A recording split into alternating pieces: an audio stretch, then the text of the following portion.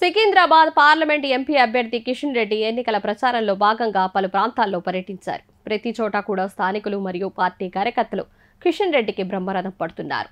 తెలంగాణ రాష్ట్రంలో కాంగ్రెస్ పార్టీ అధికారంలోకి వచ్చి 6 నెలలు కూడా అవ్వకుండానే ప్రజా వ్యతిరేకత మూటకట్టుకుంది. ఇప్పుడు ఆ ప్రజా వ్యతిరేక ఓటు బ్యాంకు మొత్తం కూడా బీజేపీకి పడబోతోందని కిషన్ రెడ్డి ధీమా వ్యక్తం చేశారు.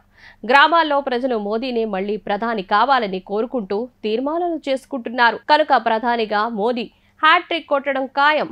మరోసారి మోదీ ప్రధాని అయితే దేశం అభివృద్ధిలో ముందుకు దూసుకు వెళ్లడం ఖాయమంటూ కిషన్ రెడ్డి హామీ ఇచ్చారు. ఎన్నికల ప్రచారంలో భాగంగా కిషన్ రెడ్డి మాట్లాడుతూ మోదీ ఉంటేనే దేశం అద్భుతమైన పురోగతి సాధిస్తుంది.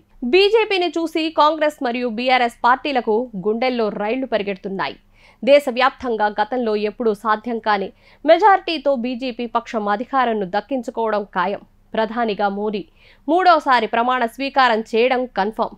కేంద్రంలో బీజేపీ మెజారిటీ సీట్లతో అధికారాన్ని దక్కించుకోవడంతో పాటు తెలంగాణ రాష్ట్రంలో భారీగా ఎంపీ సీట్లు దక్కడం ఖాయం అని కూడా రాజకీయ విశ్లేషకులు అభిప్రాయం వ్యక్తం చేస్తున్నారని అన్నారు.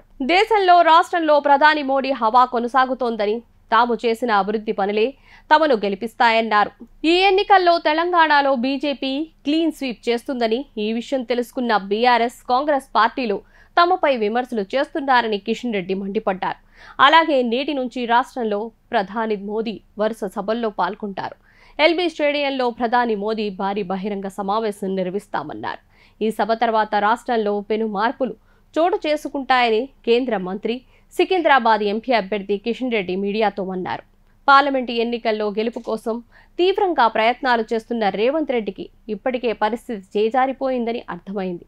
అందుకే వ్యక్తిగత దూషణలకు రేవంత్ రెడ్డి దిగాడు అంటూ కిషన్ రెడ్డి ఆగ్రహం వ్యక్తం చేశాడు.